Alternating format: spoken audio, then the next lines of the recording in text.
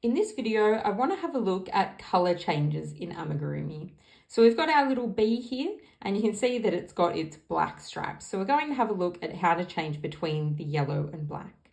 Now there's different methods of doing this. The one I'm going to show you does end up with a slight join here. So you can tell that it's not perfectly smooth where we've changed from yellow to black and then changed from black back to yellow.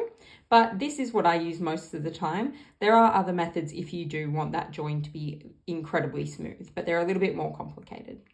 So let's have a look at how to do that. So I've started off my bee with my yellow, so I've made his face here. And I've got one stitch left here in yellow before I start my next round, and the next round is going to be in black. So for this method, in our last stitch, we're going to start the stitch in the current color. So going through there, yarning under and pulling a loop up. And now to finish the stitch, we're going to change our color. So I'm going to grab my black yarn. I'm going to hold that in place at the back so it's not loose.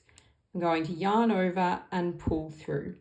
So that's finishing that final stitch in that round before our color change in our second color. So now I can move on with this round in that new color.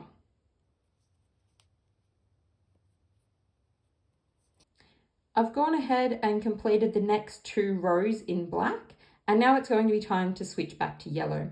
So I've got 1 stitch left before the switch.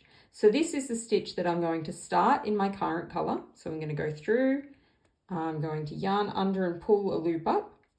And now I'm going to finish that stitch in my new color, so in my yellow. So I'm going to drop the black yarn, pick up my yellow yarn, and then finish that stitch. Then I'm going to put my stitch marker in place to show that I'm starting my new round. And then I can continue crocheting as normal. So again, you can see that little step where I've changed from yellow to black and then from black to yellow. But for most projects, that small bump isn't a problem, and you can either cover it up. For example, you can attach the wings on top of it so you can't see the join as much, or what I usually do is just put it on the bottom of the project. So that's having a look at one method of how you can change colors in Amigurumi.